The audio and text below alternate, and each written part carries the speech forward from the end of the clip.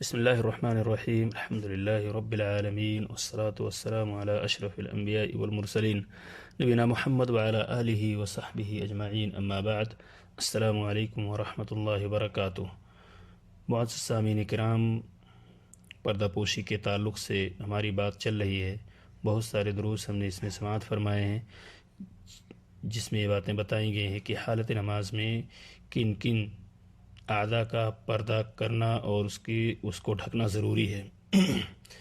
مسئلہ نمبر 65، 66 اور 67 آپ کے سامنے پیش کیا جا رہا ہے. 65، دوران نماز منہ اور ہاتھ کے علاوہ عورت کا پردہ سر سے لے کر پاؤں تک ہونا چاہیے. منہ اور ہاتھ کو چھوڑ کر سر سے لے کر پاؤں تک جسم کے سارے اعضاء کا پردہ کرنا عورت کے لیے ضروری ہے. اسی طرح سر پر چادر یا موٹا دوپٹہ لیے بغیر عورت کی نماز نہیں ہوتی ہے. مسئلہ نمبر 67، نماز میں عورت کے پاؤں بھی ڈھکے رہنے چاہیے. اب ان تینوں مسائل کے دلائل کیا ہیں؟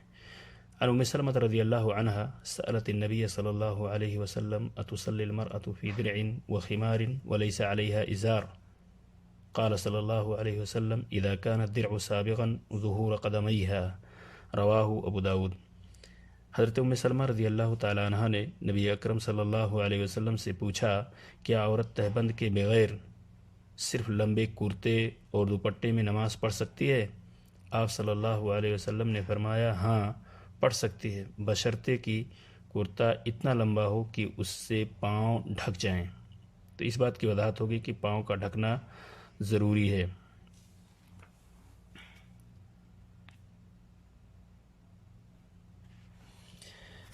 عن عائشة رضی اللہ عنہا قالت قال رسول اللہ صلی اللہ علیہ وسلم لا تقبل صلاة حائض الا بخمار.